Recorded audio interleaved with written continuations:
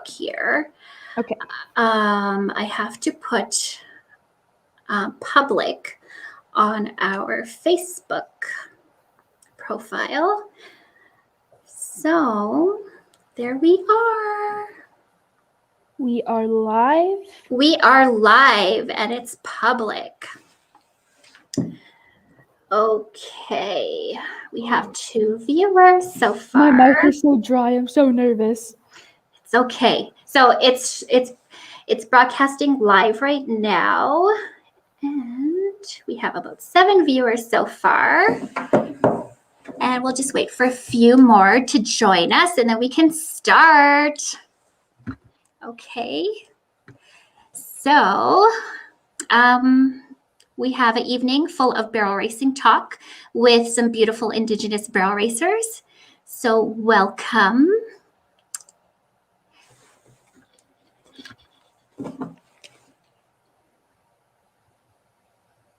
This is my first podcast hosting, and I did host a bingo for school, so I've had a little bit of practice, so you guys bear with us as we get our first podcast on the go. Oh, where do you see the texting here? You go on comments. Oh, okay, so we'll show. All right. Hi, Clarice. Thank you for joining us. Okay, are we ready, Miss Kata? How much viewers right now? We have about 19 so far, so that's quite a bit. Should we start? Yes. What's going on? We are hosting a podcast right now with Indigenous barrel racers. So Kata's going to start, and we are going to begin. Okay, go ahead, Kata. Okay, welcome to our very first Dodging Horse Ranch Gold Buckle Dreams family podcast, and thank you all for joining us tonight. Chasing this cowboy dream of mine. Gotta ride hard, there's a lot on the line. Rolling with the crew in the bright sunshine.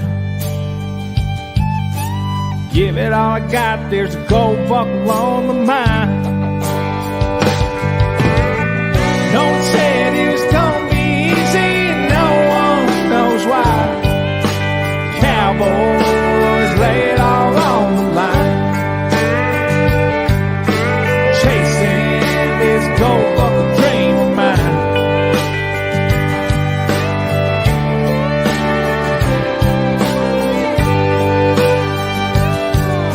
Sacrifice the law to get where we are. It's a long, hard road to the eye in the fall. Rolling with a crew underneath the stars. And every now and then it honky tonk in a bar. No one said it was gonna be easy, and no one knows why. Cowboys lay it all on the line. Chasing this gold buckle dream of mine.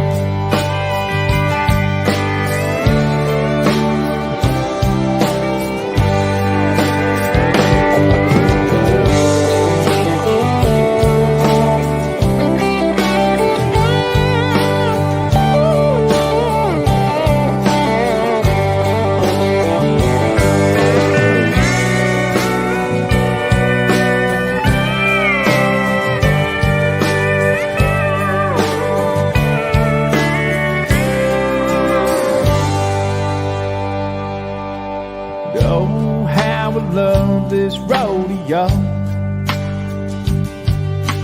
Coming to your town, gonna put on a show.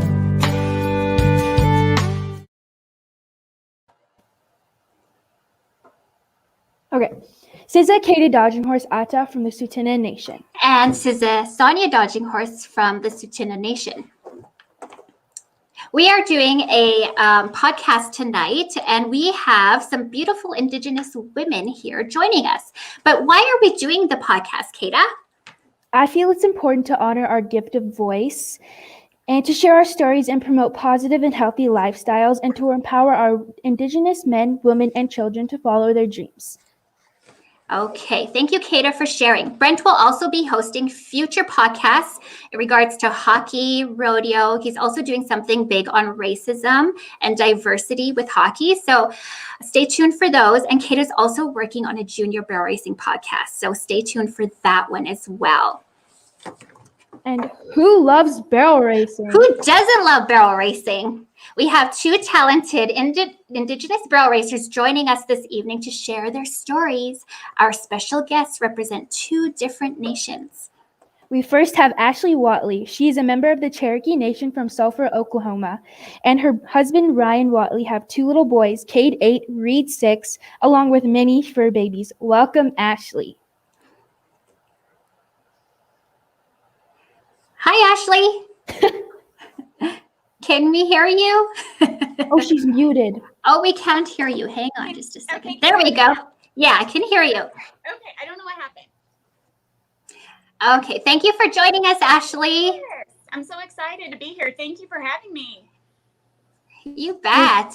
Thank you. Okay, now we have Tara Seaton. She's from the Navajo Nation, and she lives in Queen Creek, Arizona. Welcome, Tara Seaton. We're so blessed to have you join us tonight.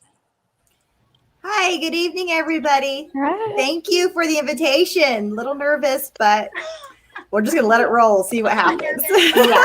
I think we were all just a little bit nervous today and on the run. We were on the run today trying to get ready for this today. Lots went wrong. So thank you for joining us.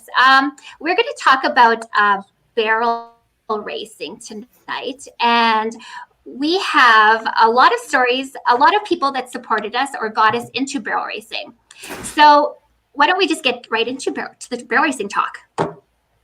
Let's do it. Okay. Okay. All right. So can you girls share with us how you got into barrel racing and how old you were and who is your biggest influence? Okay, well, I guess I'll go ahead and start off. Okay, well, I would have to say my biggest influence are my parents. My dad was a bull rider, so I grew up in rodeo, and we used to follow him to his bull riding competitions. And while playing in the arena dirt, I noticed the barrel racers. They were getting ready, and their beautiful horses running out there. I was hooked. I was probably like maybe 3 or 4. I was really young, and since then I rode anything with 4 feet or would pretend I was barrel racing. Riding a horse. And as soon as I was out of diapers, I convinced my parents to buy me a horse, and they did. And she was a 15-year-old lame mare, but she was my dream horse, and that's kind of like how I got started.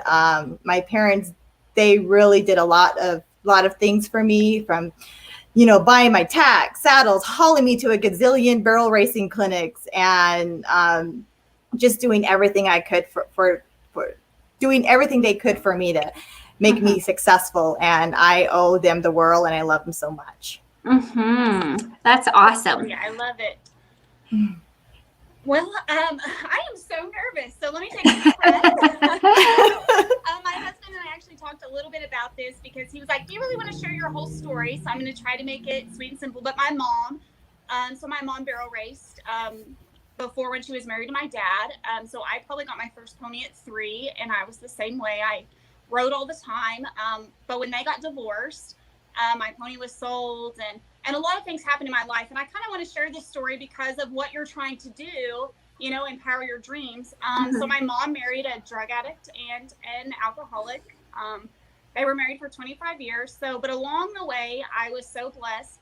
I rode anything that I could. I'd go to the sale barns and ride horses, through for people. Whenever I had a horse, I rode it down the roads, which is crazy because I just can't think of letting my kids go right down the roads.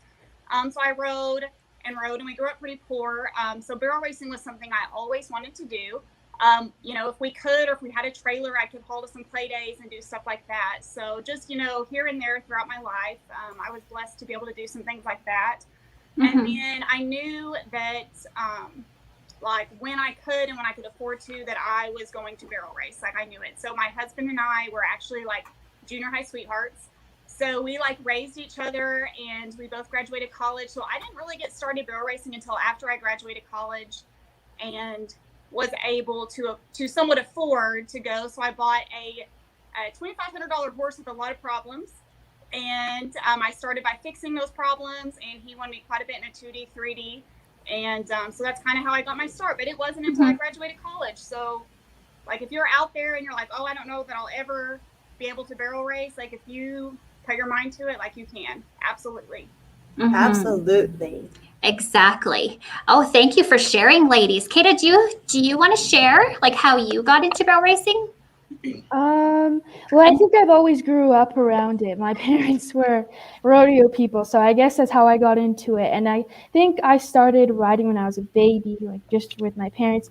And then at 5 years old, I got like a runaway, and I fell off my horse, and I quit for 5 years. So I didn't go back to riding till I was 10. And my parents were very accepting of that. Like they weren't pressuring me into getting back on. But at 10, I decided to start riding again, and that's when I started progressing in riding. Mm-hmm. Yeah, thank you. Yeah, she did not want to come to rodeos with us after she fell off, like was wanting to stay home with grandma and grandpa. And we were off, me and Brent were off to rodeos, but yeah, she eventually turned a leaf and decided to become a barrel racer again, which was joyful, but expensive. Oh yeah, 2 of you guys. Oh my god, 3 of you guys. At rodeo. Yes, Oh my God. yeah, it's not a cheap sport, that's for sure. No. Yeah. Yeah. So thank you, girls, for sharing who your biggest influencers were. And for me, it would be my dad. Say it was Tara. Like my dad is a calf roper, champion calf roper back in his day, and my whole entire family's into rodeo. So it just kind of naturally, when your family does something and involves so much in something, you eventually like you pick that up. Mm-hmm. Yeah. Yes. Julie says her first horse was Iceberg. A Kata. slow little horse. Yeah, he was an old man, and he really took care of her. So Yeah. Iceberg was a memorable horse. Okay, so we also have special horse. Let's talk about those special horses. So like Iceberg was her first horse, but Kata, do you want to go ahead and talk about like how you got your horses, and then we'll go into the ladies and how their special horses came into their lives. So I first had my bay horse, and he was originally my mom's backup horse, and then we were at a rodeo in Musquecheese up north, and my horse got sick. Yeah, he got sick, and so I was kind of like didn't know. I had to ride my mom's backup horse because there's no other horse. She was so scared. She was like terrified of his speed. I was not used to him at all. And so ever since then, I kept on riding him and entering rodeos. And then we made it to the Ainafar in ladies and juniors. So that was super fun. And now we sold him though, because I was going to go into hockey, but that didn't ended up working out because of COVID, obviously. I hate that. Pandemic. And so we didn't ended up working out for hockey, so we sold him. And so I wanted to ride again, so we saw Tyrod. But it's actually a pretty funny story of how we got my new horse, Tyrod.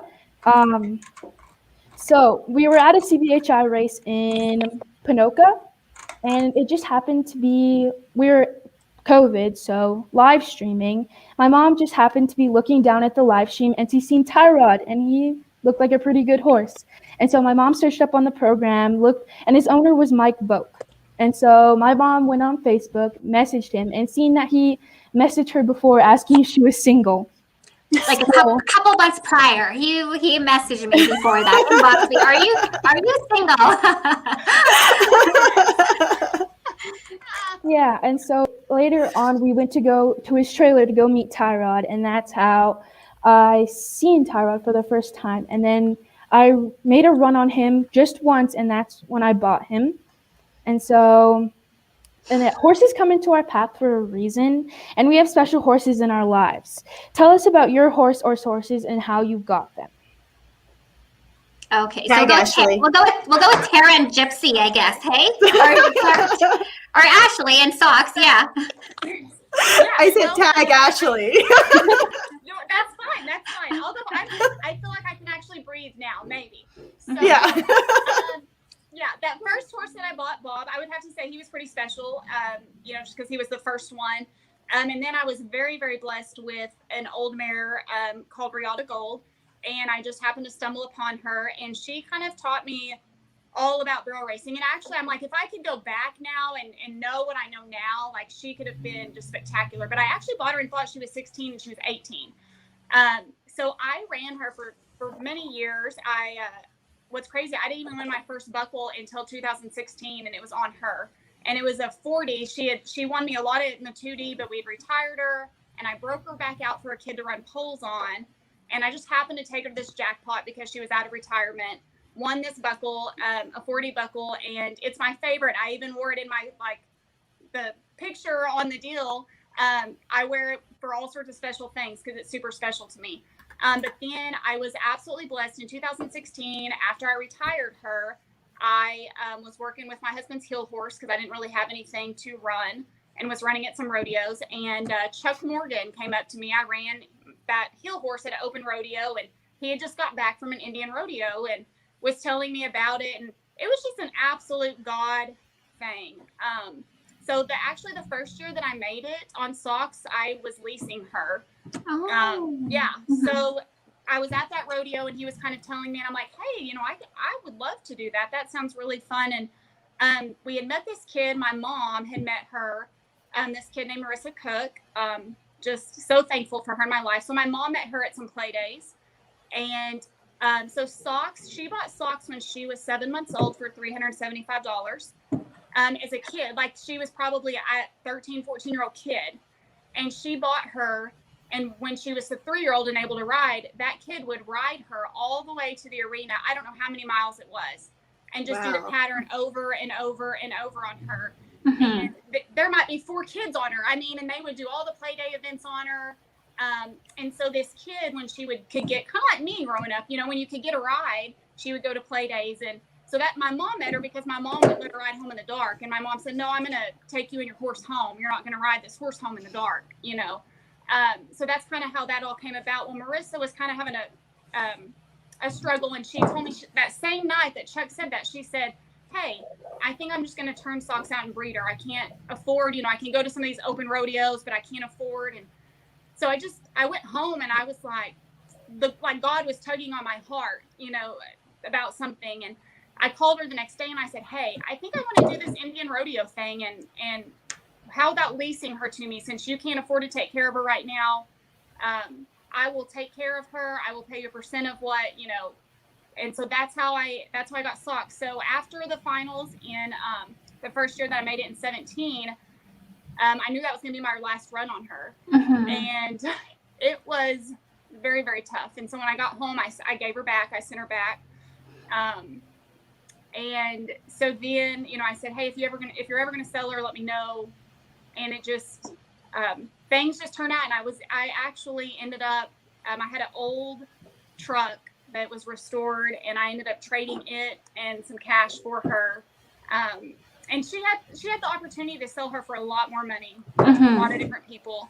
Mm-hmm. But she knew that she's welcome here anytime to come see her rider. But the cool thing about Socks is, I think from all those play days, I could make her run on her. I could run out of that alley and put any kid on her, and they might have to whip her to make her go. Like, she's a true unicorn. Mm-hmm. And I'm so blessed for all the places that she's taken me, all the people that I've met. She's like her own little witness for the Lord, I'm telling you. So she eats blueberry pancakes and drinks sweet tea, and I don't know how many kids and people come to my trailer and want to love her, and I end up, I get to witness to God a lot of times, and I'm like, she's just a blessing, an absolute blessing, a life changer. Mm-hmm. And I hope to have many, many more years Yes, with her. So that's just a true testament to like how horses come into our lives for a reason, Yes. Absolutely. And every little thing, to get them to you. So yes, absolutely. Yeah, Yes. definitely. Thank you for sharing. Yeah. That's such a great story. Mhm. That is an awesome story. Thank you. And Tara, what about Gypsy? How did you? Oh, wow. I love Gypsy. I remember the first time I saw her run. in Pine Ridge, and I'm like, what is that little horse? Yeah. Yeah, she's definitely a head turner and a heartbreaker. I'll tell you that. But I guess special horses. I probably had about 9 horses in my life that have carried me from different levels of barrel racing, and there were probably 3 of them I would truly call my heart horses that really moved me into the next level of competition or made me a better horsewoman. So the first one was a horse we call Smokey. His official name was Jones Racer, and he came out of the Wayne Jennings Ranch in Peoria, Arizona, and he was a steer wrestling horse. He just wanted to run straight, but the first time I tried him, he took off with me, and he was just running around the arena like crazy. But me being the crazy little daredevil I was just giggling and laughing, sitting on him, running and run. Then he finally slowed down, and he slowed down, and I got him down. And I said, "Mom, I want this horse." And they were like, "What? Are you crazy? You're going to buy this horse? I won't stop." And I eventually convinced him, yes, this is the horse for me. And he started off he was a step-up horse from my 15-year-old lame mare I had. And the Jennings were great. They actually helped me train him to do barrels and stuff like that. And for about 2 years, our runs were a little wild, but we were winning. We could do wild turns, but this horse was so dang fast that he could clock, and he was just making money.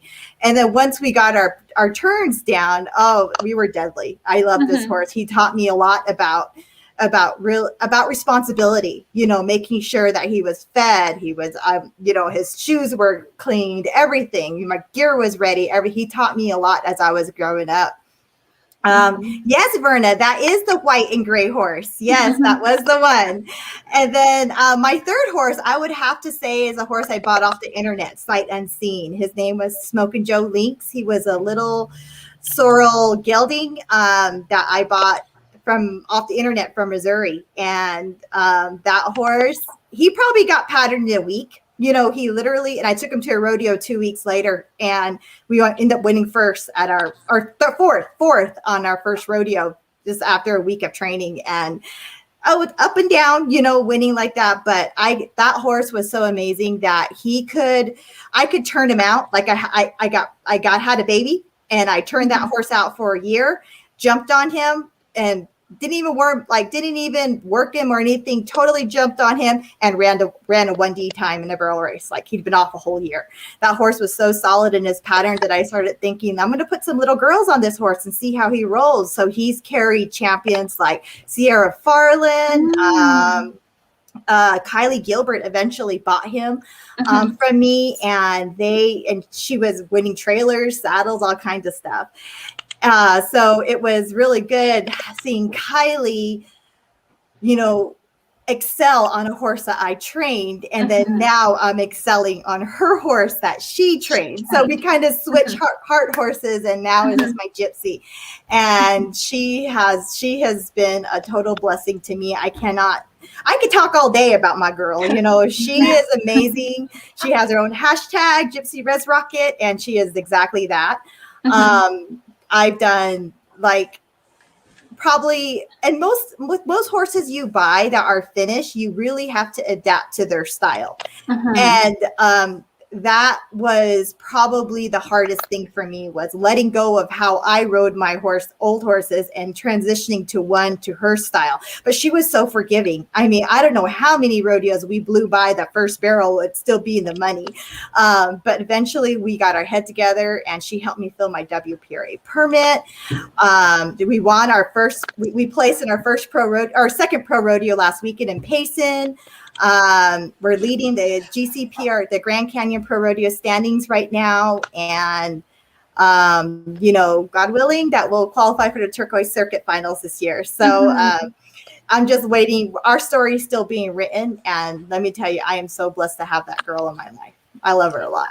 Oh, that's so awesome. Thank you for sharing. She's such a cute little horse. Like, she has the big motor, and I just love watching your videos and your races with her. Like, I follow you, stalk you. I'm like, oh my gosh, she's barrel racing. Can you post more? Like, oh my gosh, we are in Canada. We are we're craving to do something. Yes, you You guys guys are going to so- be deadly when you guys get loose. Oh, So my you all gosh. better be watching out in Riverton. You girls better be practicing out there because Oh, the yes. Dodging Horse girls are coming. We're coming. We plan on coming down sometime. So, I think we're heading down to Riverton is coming up. So, yeah, we're gonna hop the border. Yeah. You might as well stay on this side while you're doing it. Right? Oh my gosh. Yes. Oh my gosh. You don't know how hard it was. Like last year, literally no rodeos whatsoever, like to attend. Like, because I have a pro status card, a pro CPRA card.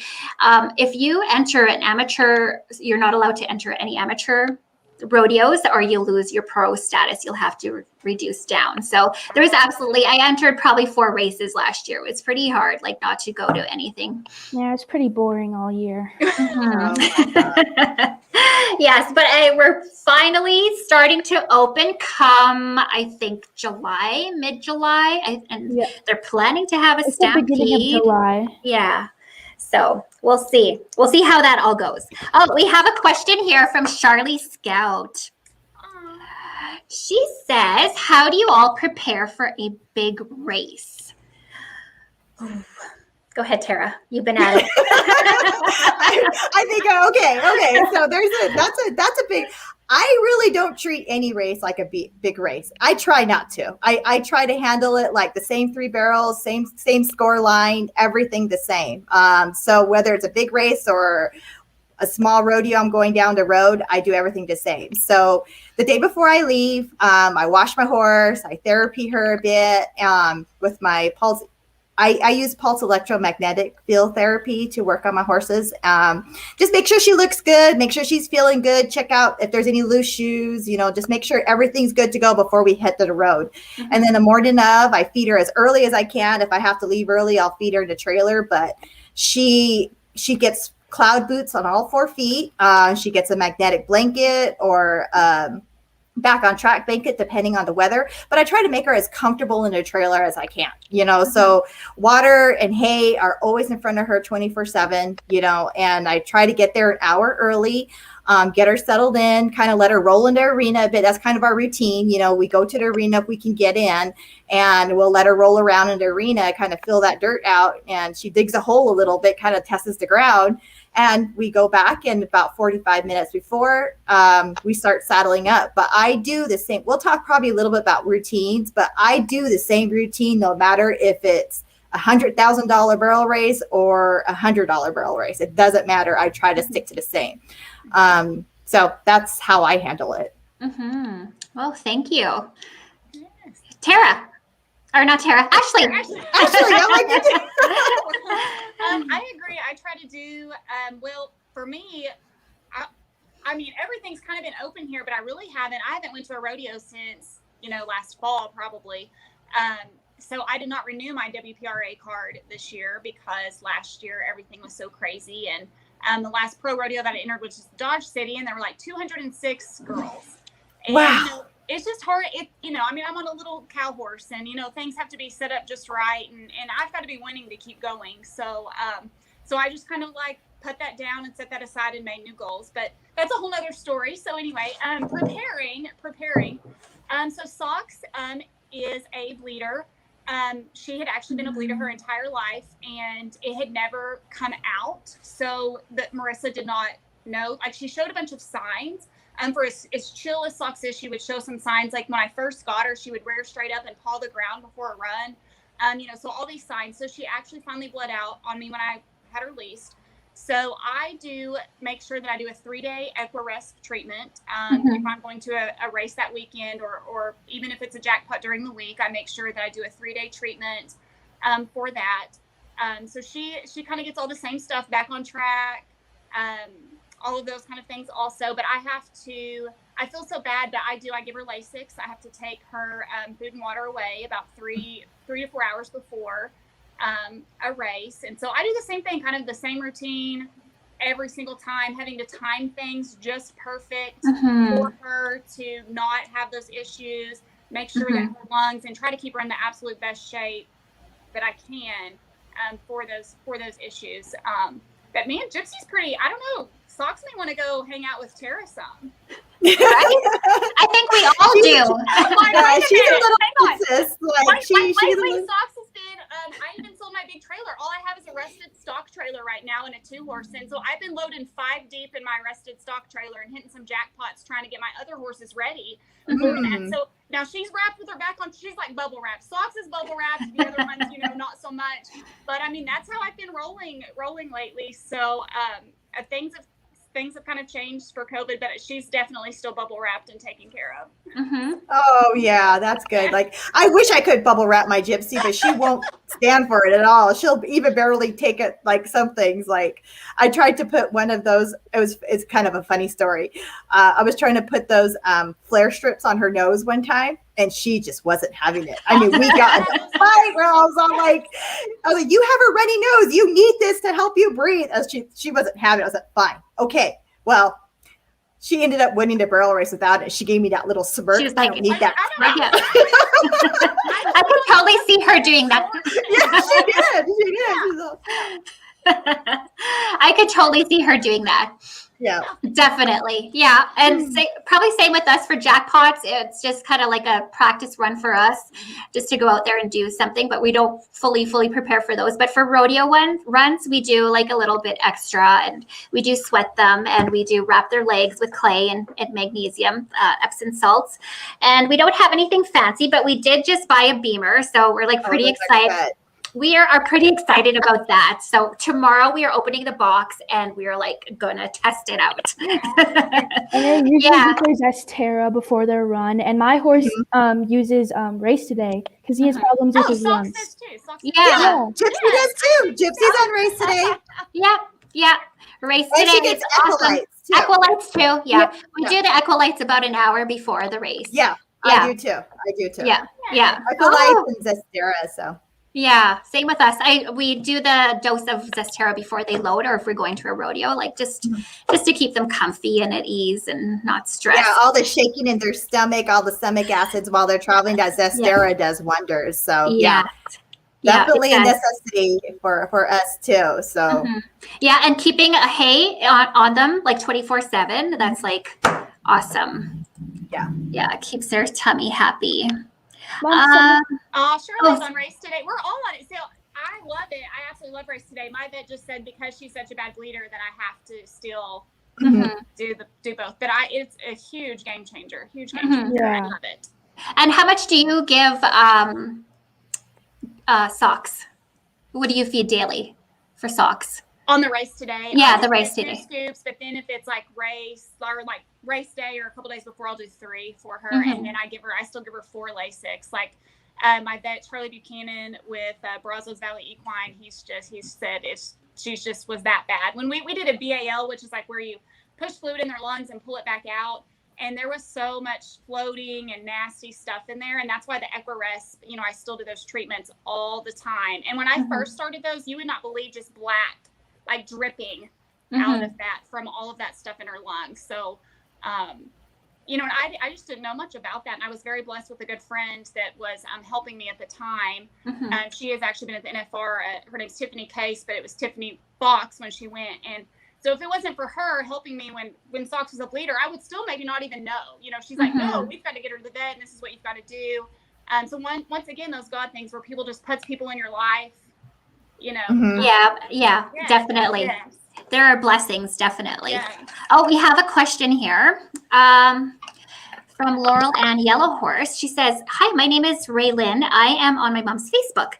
Tips to getting over falling off your barrel horse that happened during a run and get back to running and trusting your horse. Oh my goodness.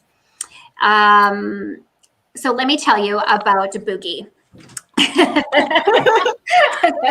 Let me tell you about him. Oh my gosh, he taught me so much lessons in life, like mostly patience and I guess a whole perseverance, like everything.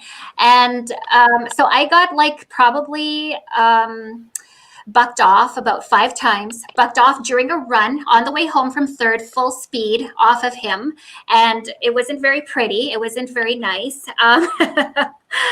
Oh my goodness. So you know what? I developed fear as well. I was so scared. I was scared to run him. I was scared to race him. He fell like how many times at the barrels, like under, just losing his hind end underneath him, and he would not stand up.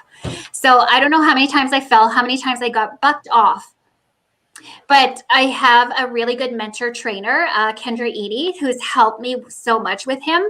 And just teaching him proper, correct to stand up around the barrels, using his feet, using his hind. And so eventually you just have to wait it out. You just have to develop this whole trust with him. And you know what we do before a run? We always pray. Yes. And at the I do too. I do too. yes, we always pray.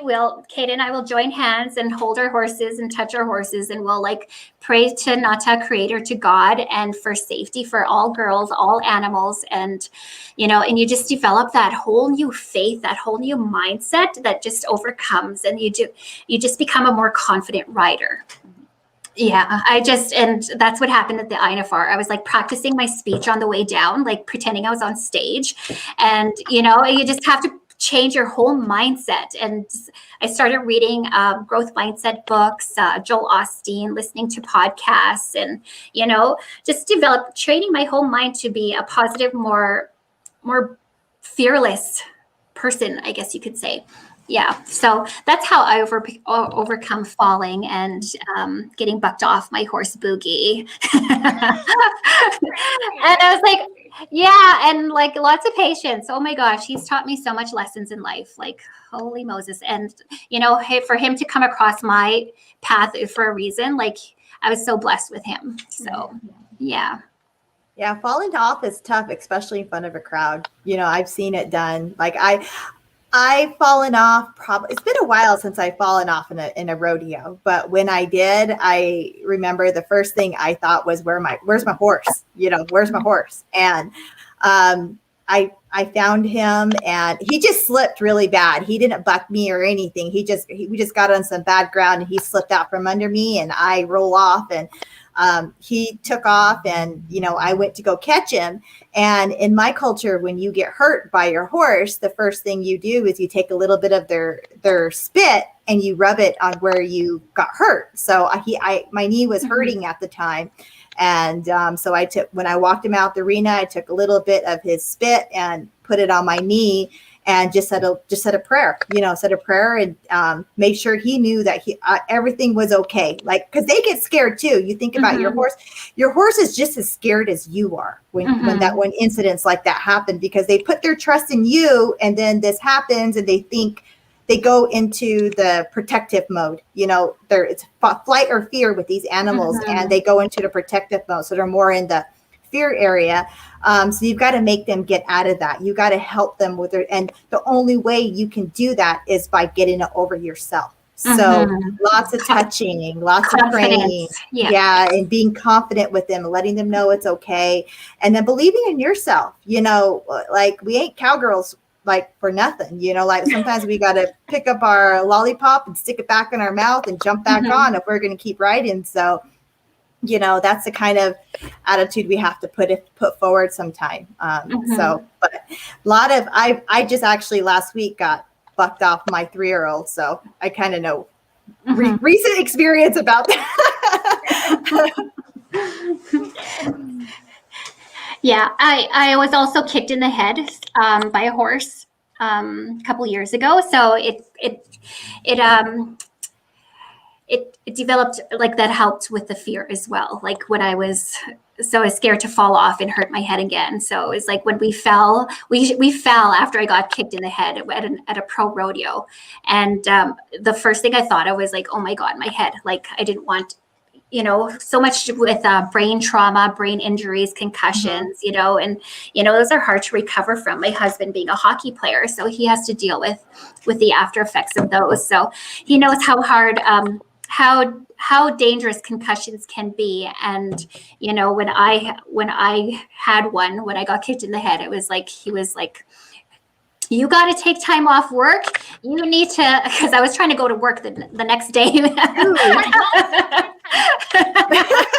trying to go to work the work the next day, and he called my principal. You know what, Sonia got kicked in the head, and I'm not allowing her to go. But he knows, he knows how hard concussions are to deal with, and it's kind of funny too because I was getting what's that called? Cabin fever from being stuck at home and not watching TV or not being on social media or communicating with anybody. And so I was like, I really wanted to go out somewhere and do something. And I had this big bandage on my head and black eye and puffy. And so we went to Swiss Chalet.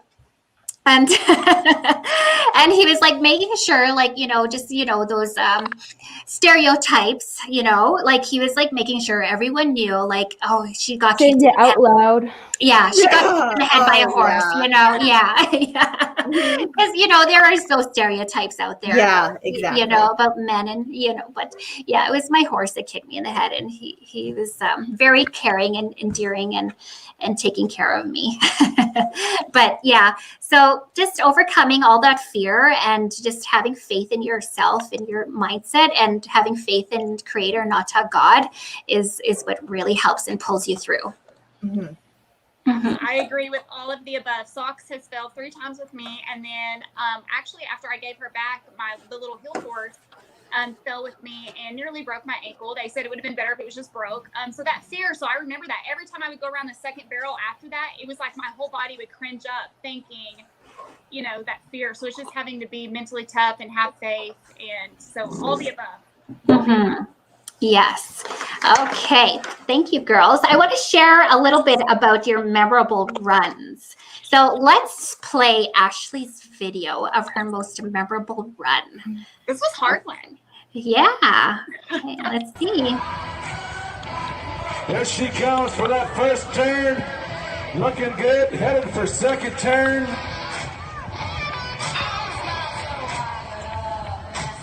Headed for 3, turn, burn, kid, help her out, Rosebud, South Dakota.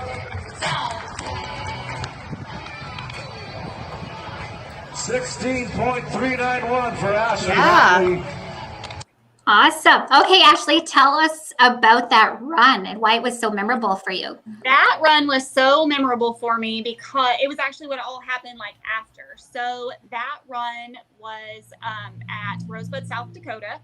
And I ended up winning the average. So I go in, I've already unsaddled, and I don't even know, well, they're doing a buckle presentation. So I run in, and I'm greeted by this family, and they presented me with not only the buckle from Rosebud, but their own buckle they had made, a quilt, and it was for their family member, Gayleen Pretty Bird, who had lost her battle with cancer.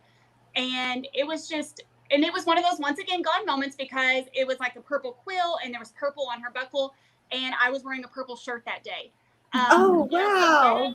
They were like, you're wearing her favorite color. And in fact, I really think that Jennifer Turner would have actually probably won that rodeo, and Jester hit a barrel. So but once again, it was one of those like things, because not only did it just that run, but I continued. So when I made the INFR, I met up with some of her family, and I made sure that even though purple, was like diabetes awareness, like I made sure that they knew that my purple shirt was for them that night, and took a picture with them. And it was just so, out of all the runs that I could choose from, that just meant the most.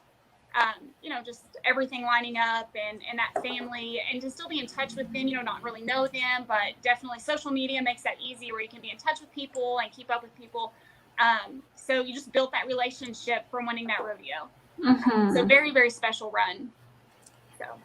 Yes. That was a beautiful run, too. That was beautiful. Yeah. Way to ride, cowgirl. Way to ride. Looks like socks slipped at the end there for a minute. Listen, well, we talked about that too. I don't know if because of all these closed gates that we run into at the Indian, and then plus she was a play day horse before and ran into closed gates. But I'm telling you, she comes flying in there faster. We've been discussing this lately. Like, how can I get her to run home? But yeah, she kind of and then tripped at the end. No problem. Okay, thank you. And we'll share Tara's favorite, most memorable run here. So we'll load it up here.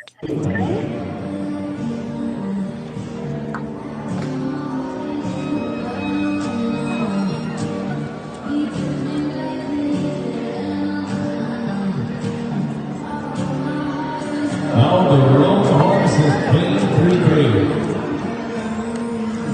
Now the 1475 and 78.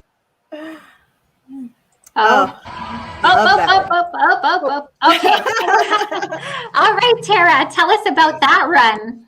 Oh my gosh. Okay. So that run was done in Stephenville, Texas during the All In Barrel Race in December 2020.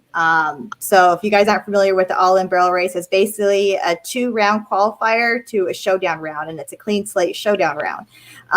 And Gypsy was doing really good. She was 2D time on her first run, and that's how we got qualified for the showdown. The second run, we would have won the 2D, but we ended up hitting our second barrel. And in the showdown round, like that was actually her fastest run. So they were winning the barrel races with like a 14.4 for 1D. Like, so 14.401 was, and somewhere a 14.401 and a 15.57, like won first round 1D and second round 1D. So basically, if you were in a 9 or an O, 15-0, you would probably end up a 2D winner. Well, here comes Gypsy in her normal fashion, clocks an awesome 14.75 run, and I'm like, yay! But there's gonna be no money for us because we're gonna. So I already made the decision we're gonna end up in the cracks. But I'm still proud of my girl. We're leaving the weekend with some money, and that's it. So we started packing up, and then I went with my oldest son, Bryson, to that barrel race. And he's like, Mom, they're doing the last 5 now. Let's just at least go watch it. He's like, you never know. Somebody might clock a 2.4 and you might win it. And I'm already like, no, I'm good. I'm happy. He's like, let's just go. So he chased me out there, and we started watching the last runs. And of course, they were making some awesome runs, but they weren't right where we needed them to be out of the cracks. And then here comes Maggie Polosnik on her awesome Ain't Seen Me Yet horse and run a 14.247 or something like that. And I about swallowed my tongue. I was so excited. God. It's basically a roll of the dice at these D races, but we won the 2D, $14,000, a beautiful Martin saddle. It was just like everything, the stars aligned. And like I said, to think that I wasn't going to win anything, but I was really proud of my horse. She stepped up and, long trip to Texas and, everything. Mm-hmm. And I was just like, oh my gosh. So that's how that run is like one of my favorites every time I look at it. And usually a run like that here would be definitely in the 1D. But when you're in these Texas competitions, you're running against some tough horses. Yes. A lot of Oklahoma girls too. You guys got some horses. Right? Yes, I did. I got a big check. How much did you win, Tara? Huh? How much did you win? I won $14,000 for the showdown round, and then just for the weekend, like raining here and there, was like a little about $1,700. Just on the side pots and stuff. So a little over $15,500 I brought home. So I was like really, really happy. That's been our biggest payout ever. Like ever. Any horse I've ridden, that's my biggest payout. And I'm just so happy I got to do it with Gypsy. Yes. And if you guys ever get a chance, anyone watching, if you guys ever get a chance to go to Texas, like go to Texas. Like, oh my gosh, what an experience it is down there. Yes. Like that is the heart of like rodeo, I believe, like and barrel racing, like so amazing. We had such a great experience down there when Kate and I went. Yeah. But you definitely get to challenge your horses, and yourself, those girls can ride. Yes, definitely. And Kata, do you want to share about your memorable run? What was your most memorable run? I don't have a video of it. Okay. I think my most memorable run was probably the one at Ina Far where I won on my horse, Mickey, my old horse. And I think it was my most memorable run because it was so unexpected and I wasn't expecting it at all. And I don't know how to explain it. It was just adrenaline rushing through me. And Yeah, and it was so unfortunate too, but it's all in God's plan and the timing and how it was meant to be. And the first two girls, God bless their hearts, that they knocked, and Kata was up next, third one out, and I did not look at her. I did not even talk to her. I did not want to get her like nervous or anything, but she knew, like I know she knew, like deep down in her heart, what she had to go out and do. So I think that was probably, I was crying for her, like hard, like after that run. That was definitely really cool to see you guys carrying Yes. championship saddles. So that was awesome. Yeah. We almost got them taken away at the border. I remember. Oh, yeah. That was crazy. I'd have been like, why are you taking my saddles? Right? You know how long it took to earn those things? We Oh were my crying God. at the border. I was crying at the border, like howling. Like, no, you are not taking them. You know how long that took. Yes, exactly. No, I'll just go to Oklahoma. It's fine. Yeah. I don't have to cross. Right? Oh my gosh. Yeah, I was crying. That was Yeah. Yeah. But so you have to claim everything, even prizes. So when you come across the border, you have to claim prizes that you won. So I didn't know that, and they didn't ask. So I was like, oh. But they go and look, check out the trailer, and they see 2 brand new saddles in there. I'm like, They didn't even see the buckles. yeah. Wait a minute. But yeah, so when you go across the border, make sure you claim everything. You don't hide anything, and even prizes, like you have to claim. So lesson learned the hard way, and lots of tears. Okay, we have another question. What's your favorite song that pumps you up? Charlie. Oh, I have a new one right now. And it's Get Ready by Pitbull, and Socks gets pretty pumped to it. But I definitely have a playlist. I'm not going to lie. And my playlist jumps from, rap, old school rock to, you name it. But yeah, my new one is Get Ready by Pitbull. Nice. Oh, I've heard that one too. No, and his other one too. Oh my goodness, We Will Win. Is that what it's called? Because my mind's blank. But both of those. My husband got me onto them, and I love them. I believe we will win. I believe we will win. Look it up, Charlie. You're gonna love it.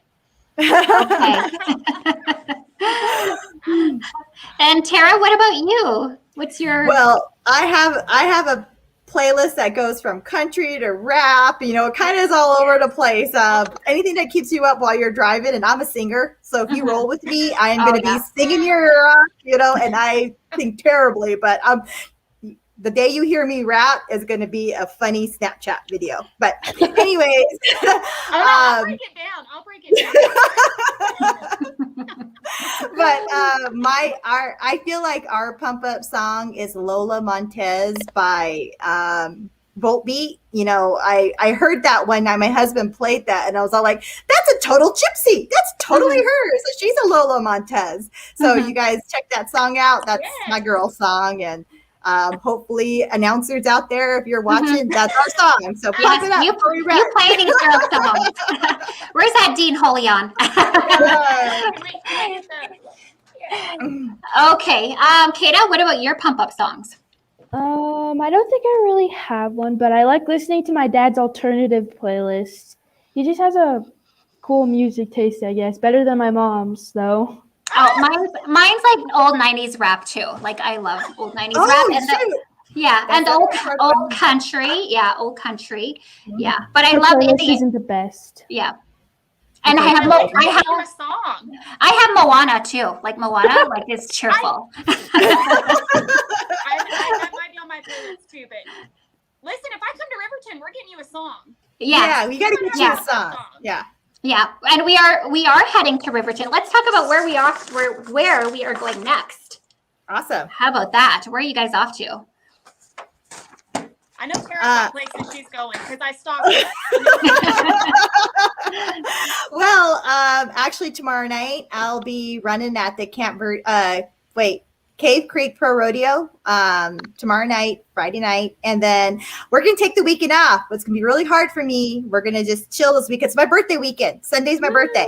So I'm going happy to. birthday to you. Thank you. So yeah, I'm going to chill. And then next weekend we head to the NBHA Super Show in Vegas at the South Point. Yay! Get to run the South Point. And then Sunday I run at Kingman Pro Rodeo. So Yes. yeah. Well, make sure you post lots of snaps because we're like living through you. Like, yeah, we're excited. You know, rodeos are opening up fast and quick here. I mean, my June is looking like, oh my gosh, it's every weekend's busy. And I don't know why I took a job. So like, I'm going to have a pretty big, so trying to work around my boss and say, hey, I need another couple days off. Can you work with me? Thank goodness she's been so understanding with my crazy schedule. And so is my husband. Oh my gosh. Poor guy. Trying to get pregnant soon. So is he driving you or are you? I'm dragging him along next weekend. You can't go to Vegas without your husband. So yeah, so he's forced to go. And he is going to sit through 400 barrel racers. Whether he likes it or not, he's going to sit there. Yeah. But usually. Where are you guys staying at the South Point? Yeah, we're going to stay at the Grandview. Oh, at the Grandview. Okay. Yeah. Okay. Yeah. Those are good places to stay. Yeah.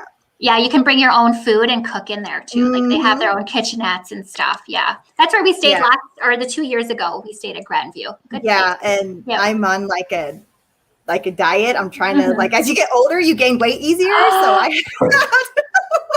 I had to like not eat too much junk food. Yes, I've been jogging 5 kilometers a day to try get back into shape. Oh my goodness. Yeah, this COVID has like really sucked everything. So we're like trying to get back into shape here. And because rodeos are coming up quick and we're so excited. And we're really all wearing our sweatpants right now, right? Yeah, we are. And slippers. Everything here looks good. Everything down there is like sweatpants and flip-flops. Just so you know. Oh my goodness. That is hilarious. Okay. What else do we have to talk about? Where are you off to, Ashley? Well, that's what's crazy. So really, I kind of pivoted after last year. Like I said, there were 200 girls, in Dodge City. So I decided not to renew my card. And I honestly didn't think the INFR would open, back up. So, I kind of thought about IPRAing. So really, I've just been working with some young horses at home. I like to steal my husband's head horses. If it has 4 legs and neighs at my house, it goes around the barrels. So I'm pretty excited because they are really coming along really, really good. So I've just kind of been like that. So tomorrow night, I'm going to go run at an open rodeo in Monte County, Texas. Good Texas competition. It's been raining here and it's a covered pen. So I bet they get a lot of entries tomorrow night. And so we'll just go from there. I'm actually trying to, been looking for a trailer. So maybe I can hopefully make the Riverton Parshall Crow run little 12 days there. And so that's kind of, this year I just really decided to focus on like God and my family. And so I really had to take a step back from all of that and now kind of pivot again now that everything's opening back up. So really, Tara, when I say I'm stalking you and living through you, it's the truth. Us too. Yeah.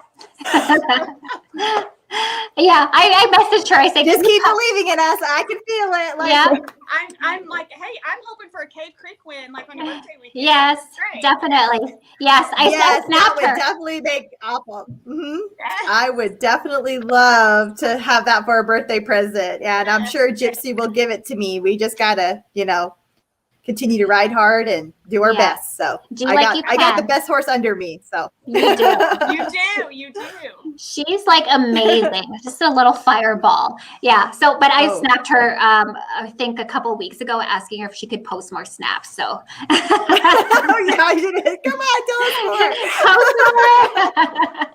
Yeah, that's how much we're hurting up here for rodeos and to do what we love. It's like but we're optimistic that we're going to hop the border in June, and we're going to head down to Riverton and Crow and the partial rodeo. So I'm pretty excited about those.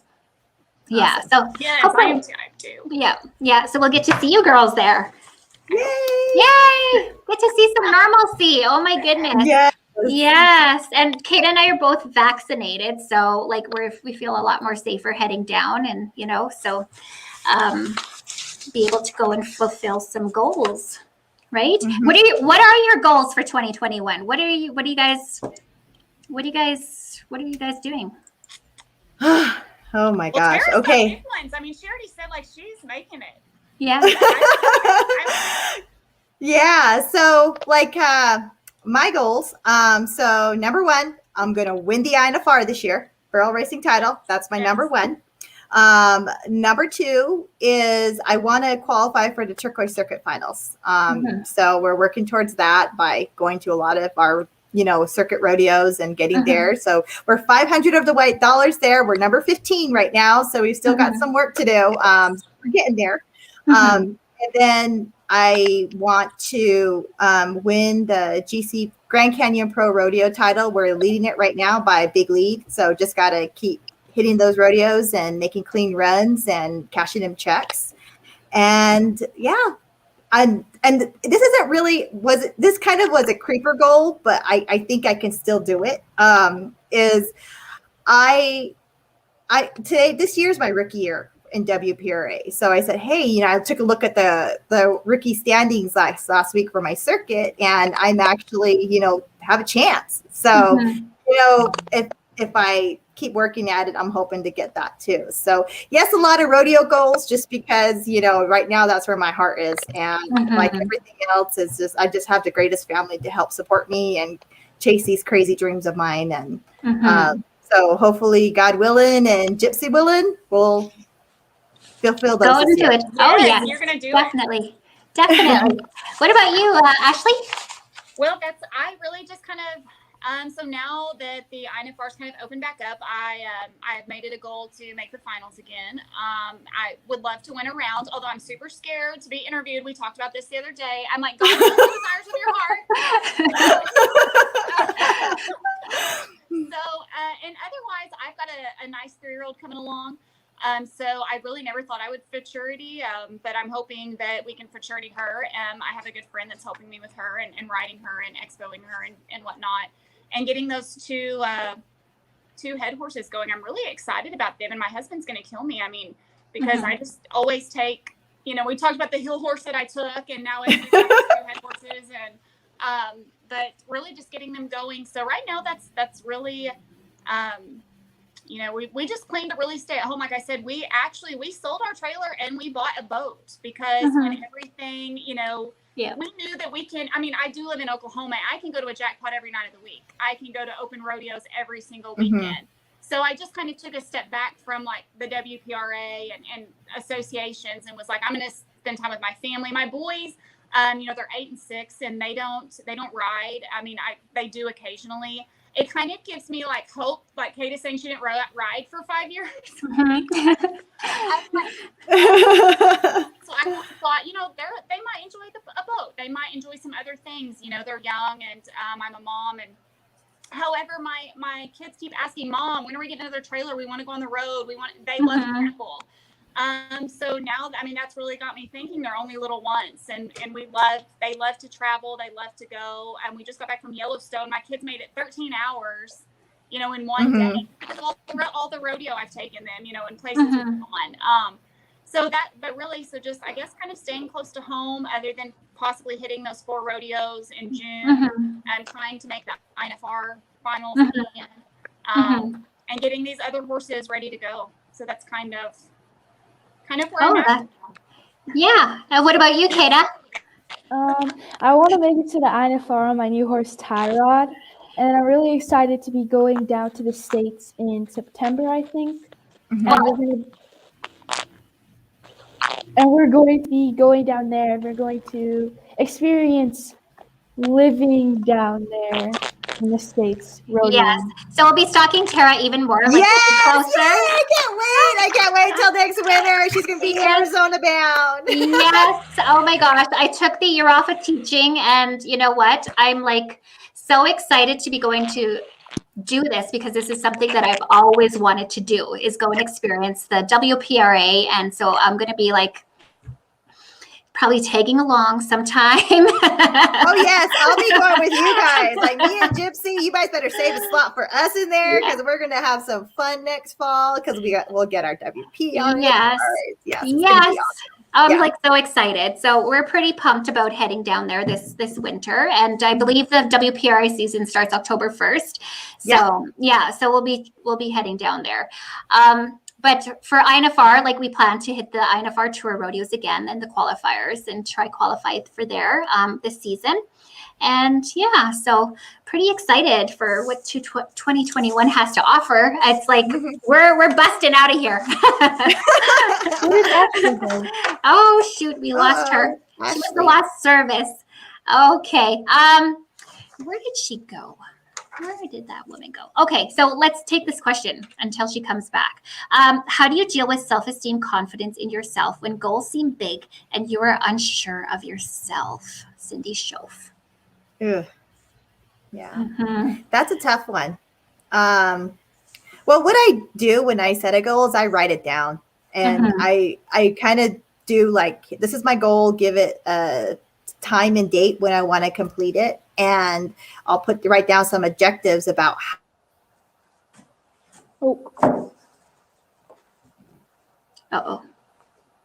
What is happening?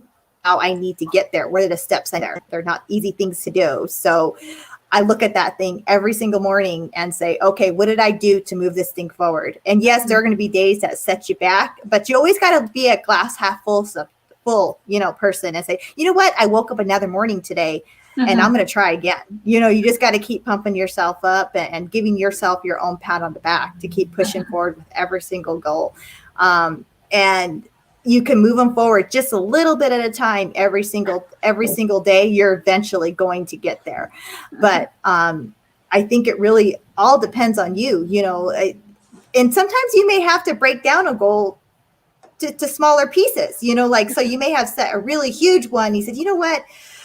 I'm trying, but I'm not getting there. So you may need to break that goal down into smaller pieces that are a little more manageable for your current life. Like if I set today, I'm going to go to the NFR this year. I'm 6 months into the season. There's no way I'm going to make that. But hey, I can make steps towards that. So qualifying for a turquoise circuit finals is one step towards that goal. So, making them challenging yet reachable is kind of the way I do things. So. Oh, awesome. Thank you for sharing. I think that answers our girl's the question. Back. Yeah, there you are. Ashley. She's frozen. I'm trying to get back on my phone, just on my computer. I just lost connection. Okay. You're a little bit frozen. And we have a question. A tip for INFR newbies. A tip for INFR newbies. Well, it's a lot different. It's a lot different this year because there's no region rodeos happening. So that was a way you could qualify is through the region, but now they just have the tours and the qualifiers. So I think you just have to go to them and just give it your all, Yeah, that's as plain and simple. The pre-gaming you do at home is really important, making sure your horse is sound, making sure they're in shape, making sure your mind is there, to get ready for them. And then when you get there, just making sure that everything is working. And not every rodeo has different ground types, like it could be raining and sunny in the other, if you really want it, you're going to go to all of them and see how you do. Rodeos are roll of the dice. And what's great about the INFR this year is I always wanted one standings. That was always, it'd be so awesome if INFR was like the pro rodeo. You just had one standing. So my dream came true this year. Yeah. But they also have these really cool qualifiers that where if you're the INFR tour rodeos with over 5,000 added, you're an automatic qualifier into the INFR, but there's still a separate tour standings, so, it's just going to be super awesome this year. I really appreciate how INFR put this system Together into place. Yeah, because it's like really going to bring forward a lot of competition, and it's going to be awesome. Yeah, and there's nothing happening in Canada for us for the INFR, so that's why we're heading south. So we're we set a goal, and then you go and do whatever you can to make it. So we're hopping the border again, but it's like. Yeah, I really appreciate the INFR for going over and above to make something work for us this year, considering this whole pandemic. Yeah. Yeah. Thank you, INFR. Yeah, thank you. Like so much. Yeah, I know what it takes to put on a rodeo behind the scenes in the production, but the caliber of the INFR at South Point is like so much goes on behind the scenes. So, so appreciative. Anything else? Ashley, like it's already 9/11. I lost y'all for a little bit, and I'm real sad. Yeah, we didn't even get through all the script. We haven't even been following the script. We were like so nervous developing this thing. It's fine. Yeah. We're like developing this thing. What questions should we ask? Like, oh my gosh, so we didn't even follow through this. But anyway, it's 9/11, and I'm sure everyone's tired and yawning. Kata. Ice okay? It's past my bedtime. I need to peel off this makeup. I have school tomorrow. Yes, and she has school tomorrow. Yeah. Definitely. Oh, yeah, that was a change. Yes. So in closing, I just wanted to ask Ashley, because we've all endured so much during this time with loss of family and friends, and not to mention our fellow barrel racer, Yvette Vega, who is diagnosed with on her health journey. There's a barrel race coming up just before Polson. For her, a benefit barrel race hosted by Julie Lenore. She's organizing that. So thank you, Julie, for organizing. And in closing, we just kind of want to end it off with a prayer and just a wellness for everybody and everyone's well-being this time. Yes. First of all, I want to say, Sonia, thank you so much for thinking of me and having me on. I have absolutely enjoyed it so very much. And so I guess we will close with a prayer. And I get really nervous doing this, but I'm like, God's got it. He's got it. Anyway, dear Heavenly Father, God, we just come to you tonight, Lord, and we just thank you. We thank you for our sisters, God. We just thank you for all the people that we've been able to meet in this great sport of rodeo, God. We just know that you put these desires in our heart, Lord, to do these things, God, to be witnesses for you, God. Lord, we just pray for everybody's safe travels, God, during as they travel to these INFR rodeos and in all their other ventures, Lord. God, we just pray for Julie as she puts on this barrel race for our fellow barrel racer, God. We just pray for healing, God, for peace, God.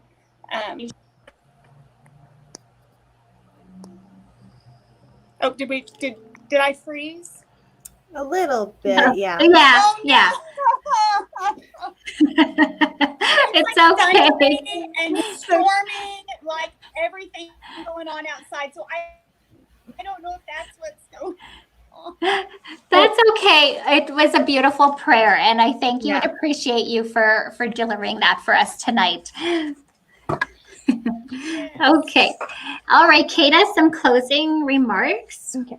Thank you for joining us tonight, and a big thank you to our special guests for sharing a day in their lives. And stay tuned this Sunday as we will be doing the early bird draw for the Gold Buckle Dream Raffle. Yeah, so Kata has a gold buckle dream raffle going on, and we're raffling away a car, 2015 Murano. So you guys all need to get your tickets, like Canadian residents only. Yeah. Canadian residents only. Yeah, and we're also doing cowboy boots for kids, Kata. Mhm. Explain a little bit more before we head out. Cowboy Boots for Kids is a, what would you call it? An initiative. Initiative for kids everywhere, and just to tell us their dreams and what they want to be when they're older, and like just to follow their dreams and be whoever they want to be. Mm-hmm. Yeah, so kids submit their gold buckle dream stories, and we've been giving away cowboy boots. So far, we've given away 32 pairs to First Nations children across Alberta and Saskatchewan. So it's a pretty awesome initiative for children. So we just want them to follow their dreams and keep moving forward. You know, empowering their gifts and utilizing their voices to share and tell their stories. So, yeah. Okay. Well, thank you, ladies, for joining us tonight. And this was fun. So fun. Yes, it was. Thank you for having us. Can we just meet like this once a week? I mean, it doesn't have to be live. Right? Yeah, it doesn't have to be like, can we just Zoom and just talk barrel horses? I mean, I would love that, you know. Yeah, we totally should. Okay. Thank you, everyone, for tuning in. And we'll see you again at a future podcast. Okay. Nania Thank you for joining. Everybody. Nania Sane.